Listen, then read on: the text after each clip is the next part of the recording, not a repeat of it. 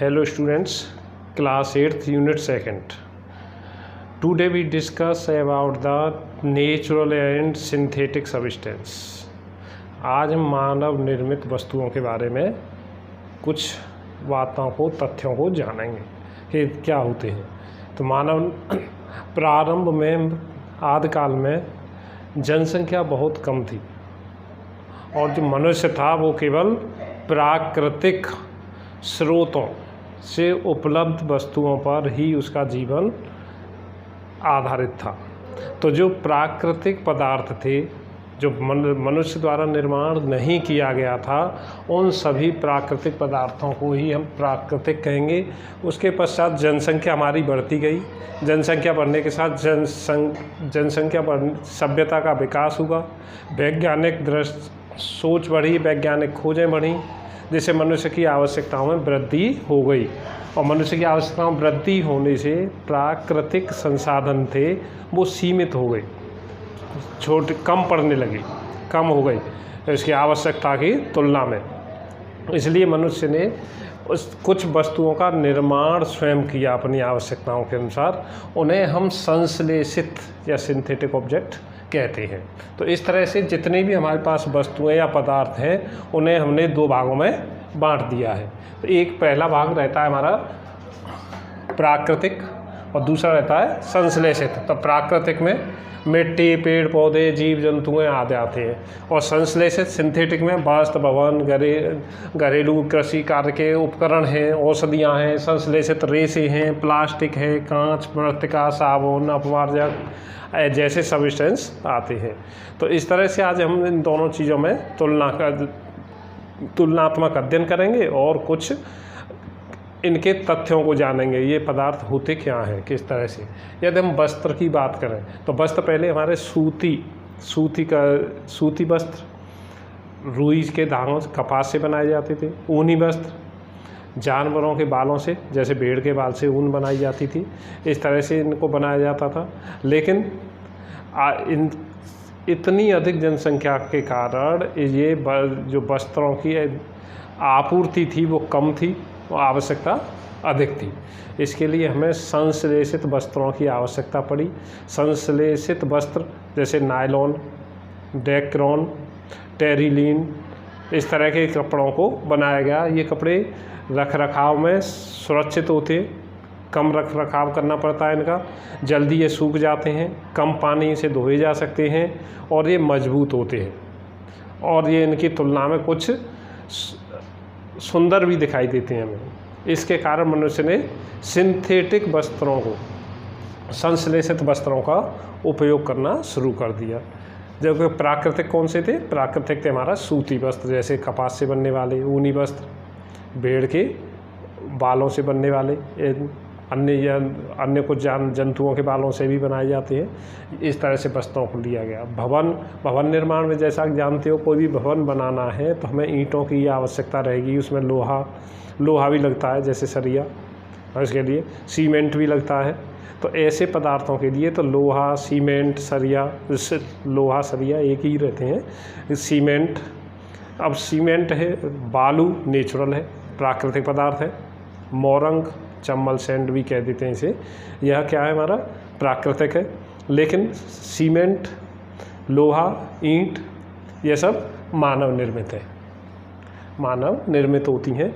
तो सीमेंट जैसा आप देखते हो कि सीमेंट के लिए, तो सीमेंट हमारा जो रहता है कि सीमेंट को लगाने के बाद में तुमने भवन निर्माण होते हुए में देखा है कि कई दिनों तक हम उस पर पानी डालते रहते हैं। तो हम पानी क्यों डालते हैं? क्योंकि ये इसके अंदर जो रासायनिक क्रियाएं होती हैं, जो पदार्थ हैं, इन पर रासायनिक, तो इसमें बहुत अधिक ऊष्मा उत्सर्जित होती है। दूसरा, इसके क्रिस्टल्स बन जाते हैं रवि, जो आपस में जुड़ जाएंगे और जिससे वो सीमेंट मजबूत हो जाएगा। और एक तथ्य यह रहता है कि इसके अंदर की परत पहले सूखनी चाहिए और बाहर की परत बाद में सूखनी चाहिए, क्योंकि अंदर की परत के सूखने से जो उसमें से गैसें निकलती हैं, तो वो उसमें से अगर बाहर की परत गीली रहेगी तो निकल जाएंगी। यदि बाहरी परत पहले सूख जाती है और उसके पश्चात अंदर की सूखेगी, तो जो गैसें निकलेंगी तो उसमें दरारें पड़ जाती हैं। इसलिए हम कई दिनों तक उस पर पानी डालते रहते हैं, भिगोते रहते हैं। तो ये हमारे भवन में, तो भवन के निर्माण में ईंट, सीमेंट, सरिया है ये मानव निर्मित रहती हैं, जबकि बालू है वो बालू किस प्रकार की रहेगी, प्राकृतिक रहता है। अब आते हैं हम इसके पश्चात सीमेंट में भी हमारा मुख्य तौर से जिप्सम जैसे पदार्थ, जिप्सम, चूना पत्थर, ऐसे पदार्थों का प्रयोग किया, चिकनी मिट्टी, इसको लिया जाता है, इनसे बनाते हैं। अब कृषि कार्य, तो कृषि घरेलू तथा कृषि कार्य, घरेलू कार्य अभी मेरे को लिखना है, मार्कर है, बोर्ड है, ये बना हुआ है, मोबाइल सेट है हमारा, हम टूथ ब्रश, हमारा पेन जिसे लिखते हैं, यहाँ तक कि हमारे कपड़े भी हैं, सजावट की वस्तुएं हैं, ये सब मानव निर्मित होती हैं, मनुष्य द्वारा इन्हें निर्माण किया गया है। कृषि कार्यों में हमारे लिए चाहे वो ट्रैक्टर हो या कोई थ्रेशर हो या अन्य मशीनें हों, ये सब मानव निर्मित रहती हैं। कृषि क्षेत्र में भी हमारे मानव निर्मित वस्तुओं का ही उपयोग होता है। यहाँ तक छोटी सी एक हमें खुरपी, कुदाली, फावड़ा, ये भी मानव निर्मित वस्तुओं में आती हैं, ये उपकरण भी। आदि औषधियाँ मानव निर्मित है। पहले मनुष्य प्राकृतिक, जिन्हें हम आयुर्वेदिक भी कहते हैं, इनका भी उपयोग करता था, आज भी कुछ किया जाता है आयुर्वेदिक का उपयोग, लेकिन बहुत सारी दवाइयाँ मानव निर्मित हैं। जैसे टीबी रोग के लिए, टीबी के लिए हमें तपेदिक के लिए कोई टीबी तपेदिक कहते हैं इसे, तो औषधियाँ जो बनाई जाती हैं, जब भी बुखार आने पर हम तुरंत पैरासीटामोल ले लेते हैं, पैरासीटामोल दे, तो इस तरह दर्दनाशक दवाइयाँ हैं कि हमें उसके लिए डिसइंफेक्टेंट, विसंक्रामक हैं, जैसे हमने उसमें फिनॉल को ले लिया, फिनाइल डाल के पोंछा लगा दिया जाता है, तो ये फिनाइल, इस तरह के जो औषधियाँ हैं ये भी सब संश्लेषित में आती हैं। संश्लेषित रेशे कौन से थे, अभी मैंने बताया था वस्त्रों के बारे में कि नायलॉन, डेक्रोन, टेरिलीन, ये सारे संश्लेषित रेशे रहते हैं हमारे। संश्लेषित रेशों में ये बनते कैसे हैं, संश्लेषित जो रेशे होते हैं उच्च अणुभार वाले हाइड्रोकार्बनों के बहुलक होते हैं, उच्च हाइड्रोकार्बन वाले बहुलक रहते हैं, बहुलक पदार्थ है। बहुलक के बारे में हम आगे की कक्षाओं में जानेंगे कि क्या बहुलक होते हैं, कि नायलॉन है कि हेक्सामेथिलीन डाइएमीन, एडिपिक अम्ल, ऐसे केमिकलों से मिलके बना है। तो इस तरह के पॉलिस्टर है, तो पॉलिस्टर एथिलीन ग्लाइकोल जैसे एल्कोहल भी प्रयोग किया जाता है, अम्ल भी प्रयोग किया जाता है, तो एस्टरों का प्रयोग होता है, पॉलिस्टर है। तो ये संश्लेषित रेशे हैं, नायलॉन, डेक्रोन, टेरिलीन, इस तरह के संश्लेषित रेशे रहेंगे। इन्हें साफ़ करने के लिए हमें कम जल की आवश्यकता पड़ती है, जल्दी सूख जाते हैं, इनमें रिंकल्स, सिलवटें नहीं पड़ती, टिकाऊ होते हैं, इसलिए हम इनका उपयोग करते हैं। तो आज भी हमें वस्त्रों की आपूर्ति सबसे ज़्यादा संश्लेषित रेशे वाले वस्त्रों से होती है। दूसरे होते हैं, इसके बाद हम आते हैं प्लास्टिक। तो प्लास्टिक, हिंदी में इन पदार्थों को सोघट्ट कहा जाता है, सोघट्ट, जिन्हें हम मोड़ सकते हैं, ढाल सकते हैं, इस तरह के पदार्थ हैं, सोघट्ट शब्द है। प्लास्टिक एक गुण होता है, न कि प्लास्टिक एक पदार्थ होता हो। प्लास्टिक, तो प्लास्टिक शब्द जैसे पॉलीथीन, अभी देखते हो कि पॉलीथीन है। हमारा टूथब्रश है, टूथब्रश में लगे हुए ब्रिस्टल्स हैं, उसके जो निकले हुए रेशे से हैं, तो ये भी क्या है, सारे प्लास्टिक हैं। हम बाल्टी को देखें, मग्गे को देखें, हमारा मोबाइल भी बना हुआ है, हमारे टीवी, कंप्यूटर, इस तरह की चीज़ें हैं, ये सब प्लास्टिक की बनी हैं। तो प्लास्टिक उच्च अणुभार वाले असंतृप्त हाइड्रोकार्बनों के बहुलक होते हैं। प्लास्टिक क्या है, उच्च अणुभार वाले असंतृप्त हाइड्रोकार्बनों के बहुलकों को हम प्लास्टिक कहते हैं। जैसे पॉलीथीन एथिलीन के बहुलीकरण से बना है। Polythene, ethylene, CH2 double bond CH2 होता है इसका formula, CH2 double bond CH2। इसका बहुलीकरण कर दिया जाए, इसके बहुत सारे अणु ले लिए जाए, तब हमारा ये बन जाता है CH2। ये आगे की क्लासों में हम जान पाएंगे कि बहुत सारे अणु लेने पर बहुलीकरण किया हमने, इसे पॉलीथीन बोलेंगे। पॉलीथीन बन गया। इस तरह से प्लास्टिक को बनाया गया। तो प्लास्टिक में भी हम देखते हैं, ये प्लास्टिक तो इस पर ये पानी को नहीं सोखता, लेकिन इसे गर्म करें तो हमारे पास दो प्रकार के प्लास्टिक होते हैं। एक प्लास्टिक होते हैं जो गर्म करने पर पिघल जाते हैं। अभी हम पॉलीथीन लें, आग के पास जाते हैं तो वो सॉफ्ट हो जाती है, मुलायम हो जाती है। मग्गा है, इसके बाल्टी है, जिसमें अगर बहुत ज़्यादा गर्म चीज़ें डाल दें, बोतल में गर्म पानी भर दें तो वो पिघलना शुरू हो जाएगी। तो कुछ प्लास्टिक ऐसे होते हैं जो गर्म कर दिया जाए तो वो पिघल जाते हैं। दूसरा अगर हम देखते हैं, अपने घरों में ही देखा है, सभी ने देख रखा होगा कि प्रेशर कुकर का हैंडल है, इलेक्ट्रिक आयरन, बिजली की जो प्रेस है जिसे हम प्रेस करते हैं उसका, बिजली के स्विच हैं, ये सब प्लास्टिकें हैं, ये गर्म करने पर नहीं पिघलती। इसका मतलब हुआ कि प्लास्टिक दो प्रकार के होते हैं। एक प्लास्टिक कौन सा होगा जो पिघल जाता है? थर्मोप्लास्टिक।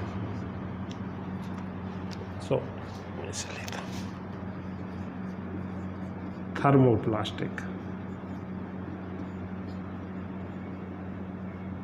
ठीक है, जो पिघलता है, पिघलने वाला।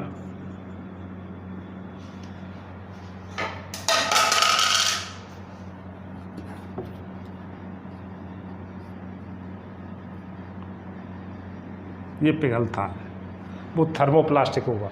और जो नहीं पिघलता है उसे हम थर्मोसेटिंग प्लास्टिक कहते हैं।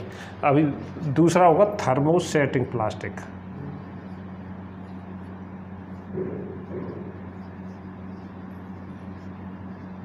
थर्मोसेटिंग जो नहीं पिघलता है, गर्म करने पर नहीं पिघलता है, उसे हम कहेंगे थर्मोसेटिंग। थर्मोसेटिंग में कौन सा आएगा हमारा? जैसे बेकेलाइट, बेकेलाइट, बिजली के स्विच वगैरह बनाए जाते हैं, फॉर्मएल्डिहाइड, यूरिया, ऐसे प्लास्टिक है, फॉर्मएल्डिहाइड, यूरिया प्लास्टिक, इस प्रकार के प्लास्टिक। तो बिजली के स्विच हैं, हैंडल है बर्तनों के, ये किससे बनाए जाते हैं? Thermosetting plastic. थर्मोसेटिंग प्लास्टिक रहता है। और जो पिघल जाते हैं जैसे पॉलीथीन है, तो ये थर्मोप्लास्टिक होंगे। इस तरह से हमने प्लास्टिक को दो भागों में बांट दिया, थर्मोप्लास्टिक और थर्मोसेटिंग प्लास्टिक। नॉन स्टिक बर्तन बनाए जाते हैं, नॉन स्टिक, जिनसे कुछ चिपकता नहीं है, काली सी एक परत लगी देखी होगी कई बर्तनों में, जैसे रखते हैं तो उस पर कोई चीज़ें जैसे तेल है, पानी, अन्य कोई सब्जी वगैरह अगर उसमें जल भी जाएगी तो चिपकती नहीं है। थर्मोसेटिंग प्लास्टिक में वो आता है, थर्मोसेट, उसे कहते हैं हम टेफ्लॉन। नॉन स्टिक जो बनता है, नॉन स्टिक टेफ्लॉन का बनता है, टेट्राफ्लोरोएथिलीन।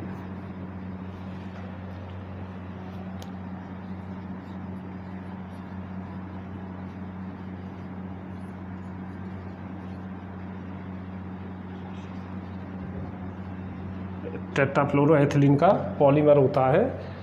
तो टेट्राफ्लोरोएथिलीन, इससे ये प्लास्टिक है उससे कुछ चिपकता नहीं है। तो कई चीज़ों के, जैसे हमें किचन की सतह को भी ऐसा बना देते हैं जिस पर सब्जियां वगैरह कोई फैल जाता है तो वो नहीं चिपकता, बर्तनों में बनाने में प्रयोग होता है। माइक्रोवेव ओवन है, उसमें भी हमारा टेफ्लॉन लगा होता है।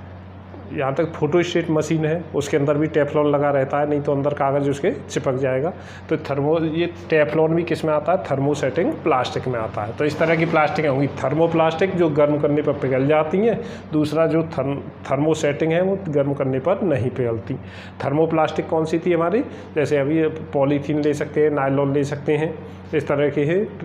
PVC है, पॉलीविनाइल क्लोराइड, जिसकी बोतलें वगैरह बनती हैं, ये थर्मोप्लास्टिक में आती है। इस तरह से। और प्लास्टिक क्या था? बहुलक है असंतृप्त हाइड्रोकार्बनों का, असंतृप्त हाइड्रोकार्बनों का बहुलक होता है, दो भागों में से बांटा गया है।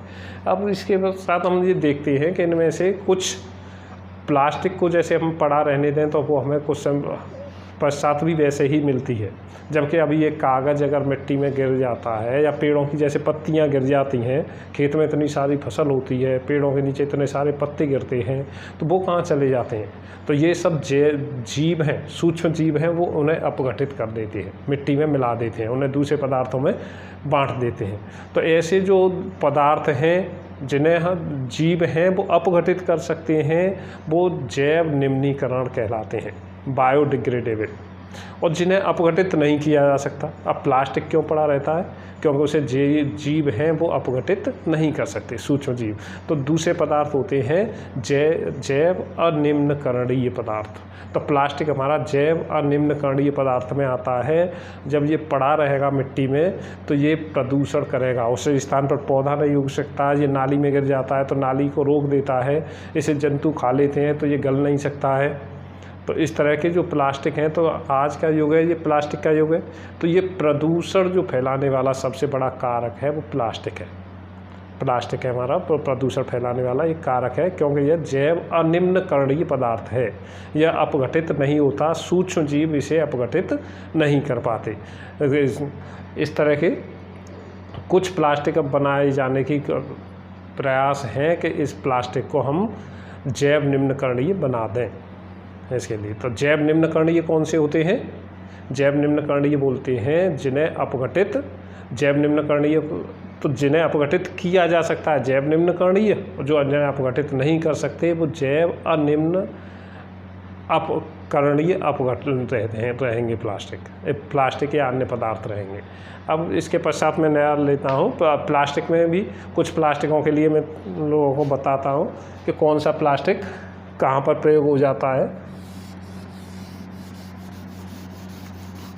जैसे कि मैंने इसका बोतलें बनानी है हमें, तो बोतल, थैली, बोतलें वगैरह ये बनाई जाएंगी तो पॉलीथीन की बना देते हैं। एक्रोलिन प्लास्टिक है, एक्रिलिक प्लास्टिक है, तो उसके लिए ट्रांसपेरेंट कांच जैसी प्लास्टिक बना दी जाती है, जिससे लेंस वगैरह भी बनाए जा सकते हैं। एक्रिलिक प्लास्टिक होती है। थर्मोसेटिंग प्लास्टिक है, थर्मोसेटिंग जैसे स्टाइरोन थर्मोकोल है। तो थर्मोकोल कई वस्तुओं की पैकिंग में काम आता है। थर्मोकोल से हम पैकिंग कर सकते हैं। और इसके अलावा मेलामाइन है, तो मेलामाइन से हम बर्तन जैसे घरों में प्रयोग करते हैं। प्लास्टिक की कटोरी होती है, उसके लिए बाउल है, प्लास्टिक के बाउल है, ट्रे है, इस तरह के जो पद हैं, उसकी चम्मच हैं, इस टाइप के जो हैं ये सब मेलामाइन प्लास्टिक से बनते हैं। और बेकेलाइट अभी मैंने बता दिया, बिजली के स्विच वगैरह ये बनाने के काम आ जाता है। और टेफ्लॉन नॉन स्टिक बर्तन बनाने में काम आता है। पॉलीथीन न टूटने वाली चीज़ें बनाने में, बोतल वगैरह बनाने में इनमें काम आता है। इस तरह से इन प्लास्टिकों का किया गया है।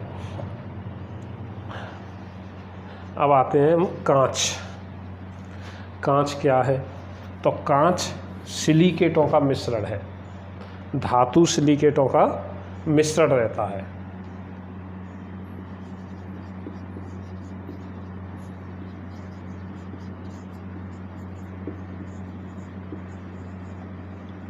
धात्विक सिलिकेटों का मिश्रण है। इसका कोई निश्चित सूत्र नहीं होता, इसका कोई सूत्र नहीं है।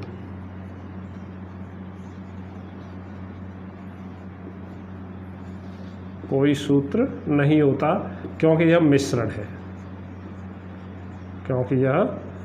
होता है। इसके संगठन पर निर्भर करता है और इसे हम अतिशीतित द्रव कहते हैं। कांच का ही दूसरा नाम अतिशीतित द्रव। ये ठोस की श्रेणी में नहीं आता। महत्वपूर्ण एग्जामों में अक्सर पूछा जाता है निम्नलिखित में या कांच क्या है, तो कांच ठोस में नहीं आता, इसे अतिशीतित सुपर कूल्ड लिक्विड,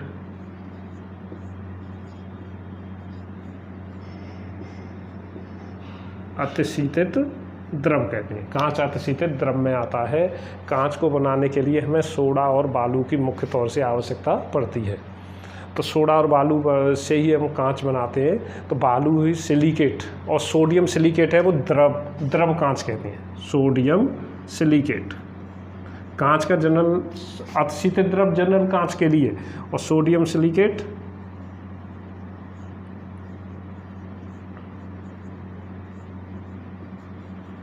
इसे हम द्रव कांच ये लिक्विड होता है। इसे जैसे फ्लावर पॉट वगैरह इसमें भर दिया जाता है, कांच पानी की तरह से रहता है, तो इसे द्रव कांच रहता है। इससे सोडियम सिलिकेट, तो कांच सिलिकेटों का मिश्रण होता है। इसका कोई निश्चित संगठन नहीं होता है। इसलिए इसका सूत्र नहीं लिखा जा सकता। ये कांच का सामान्यतः अतिशीतित द्रव कहा जाता है क्योंकि इसका कोई निश्चित गलनांक नहीं होता है, इसके कारण इसे अतिशीतित द्रव कहते हैं। कांच और सोडियम सिलिकेट द्रव कांच होता है। कांच के लिए हमारा यहाँ पर बहुत ज़्यादा डिटेल नहीं रहती है 8th क्लास के लिए, तो मैं थोड़ा सा साधारण कांच कौन सा हमारा रहता है, साधारण या मृदु कांच। साधारण कांच बनाना है तो सोडियम कार्बोनेट, सोडा लेते हैं, बालू लेते हैं और इसे गर्म कर दिया जाता है। सोडियम कार्बोनेट, बालू और इसके लिए और चूना पत्थर इनको मिलाकर गर्म कर दिया जाता है तो एक कांच हमें प्राप्त होगा। तो इसके लिए खिड़की के शीशे, बोतलें, ऐसी चीज़ें बना सकते हैं हम। दूसरा, यदि हम पोटेशियम कार्बोनेट लेते हैं, पोटेशियम कार्बोनेट, चूना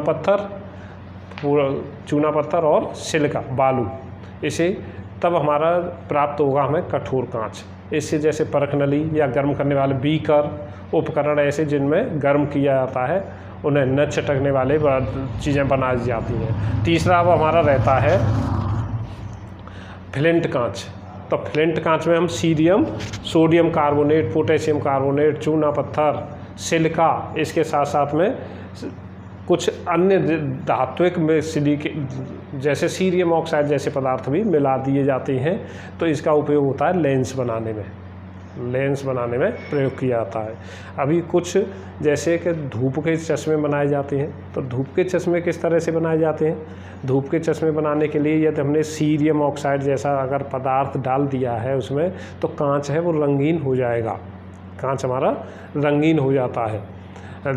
परंतु वो अंधेरे में जाने पर भी रंगीन बना रहता है। इसलिए हमें इस कमी को दूर करने के लिए कुछ दूसरे पदार्थ की आवश्यकता पड़ती है।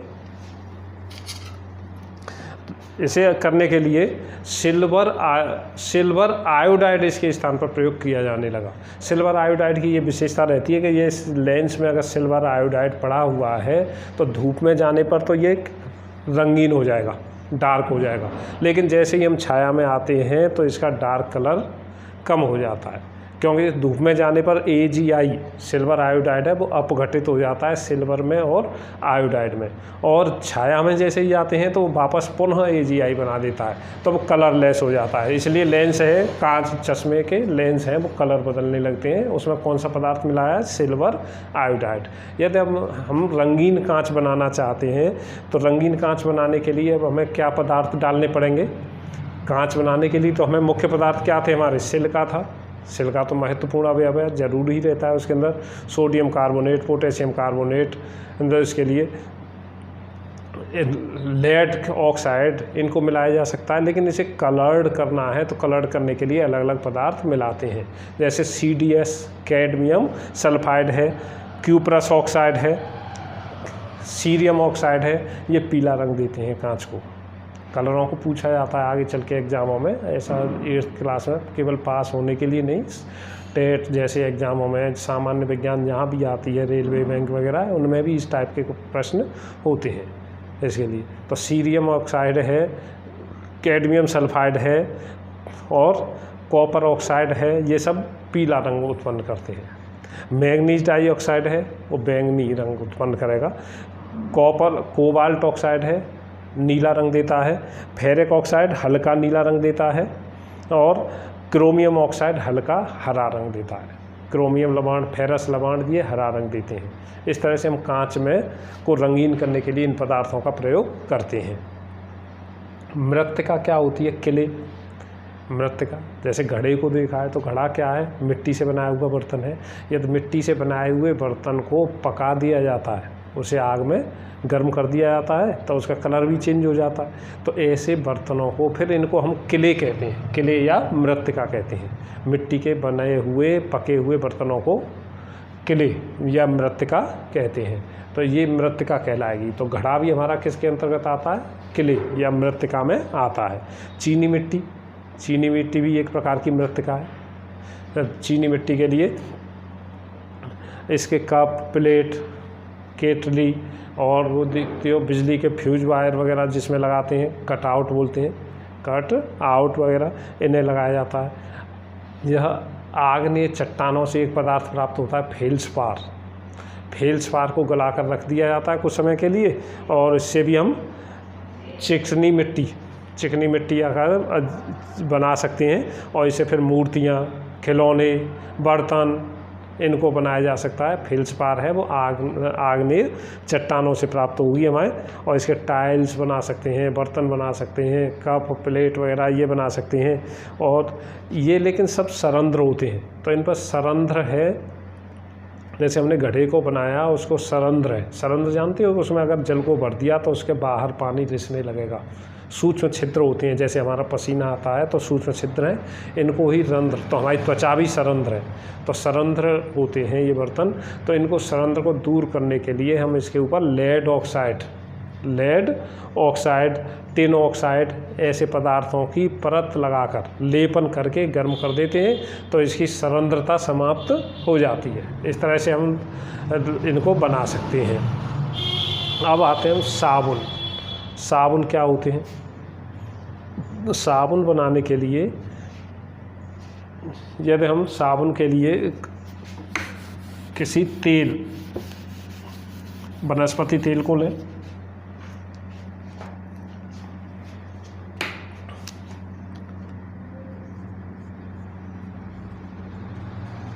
वनस्पति तेल, चाहे जैसे सरसों का तेल है, अलसी का तेल है, चाहे मूंगफली का तेल है, कोई सा नारियल का तेल है, वनस्पति तेल प्लस कास्टिक सोडा,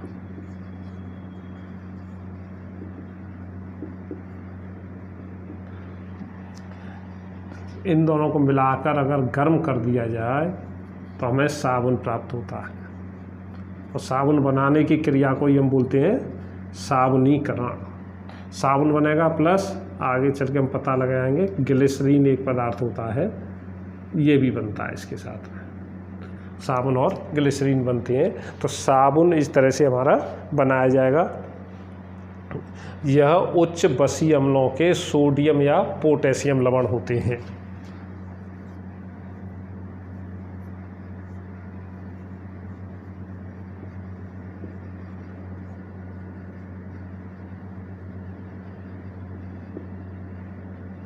उच्च बसीय अम्लों के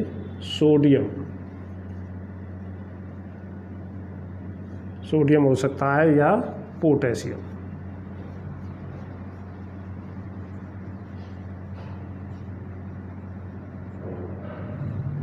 पोटेशियम लवण होते हैं। तो उच्च बसीय अम्लों के सोडियम या पोटेशियम लवणों को हम साबुन कहते हैं। यदि हमें मेडिकेटेड सोप बनाना है, दवाइयाँ वाला साबुन बनाना है, तो इसमें जैसे कार्बोलिक अम्ल है, कार्बोलिक अम्ल को मिला दिया। डेटॉल का सोप बनाना है तो डेटॉल को मिला देते हैं, डेटॉल भी विसंक्रामक पर इसके लिए एंटीसेप्टिक के तरह से प्रयोग होता है। तो उसे जिंक ऑक्साइड मिला दिया जाता है, नीम का तेल मिला देते हैं। तो इस तरह के पदार्थों को मिलाकर हम मेडिकेटेड औषधि युक्त साबुन बना सकते हैं। खुशबूदार पदार्थ भी इसमें मिलाए जा सकते हैं जिससे खुशबूदार हो जाता है। ट्रांसपेरेंट साबुन बनाना है हमें, तो उसे साबुन को एल्कोहल में घोलकर पुनः वापस दोबारा से इसे जमा दिया जाता है, तो इसके तब इसे हमारा बन जाता है ट्रांसपेरेंट, पारदर्शी साबुन बन जाता है। अपमार्जक, साबुन रहित साबुन को अपमार्जक कहते हैं। ये भी सफाई के काम में प्रयोग होंगे। सफाई के कार्य में अपमार्जकों का उपयोग होता है। अपमार्जक की ये विशेषता होती है कि यह कठोर जल में भी झाग देता है, जबकि साबुन कठोर जल में झाग बहुत कम देता है। तो इसका हम कठोर जल में भी उपयोग कर सकते हैं। यह साबुन रहित साबुन रहते हैं। यह उच्च बसीय अम्लों के लंबी श्रृंखला वाले सोडियम या पोटेशियम, अमोनियम ये लवण होते हैं, और इन्हें हम कठोर जल और मृत जल दोनों में प्रयोग कर सकते हैं। और यह साबुन रहित साबुन भी कहा जाता है। ऐसे ये डिटर्जेंट या अपमार्जक कहते हैं। Thank you.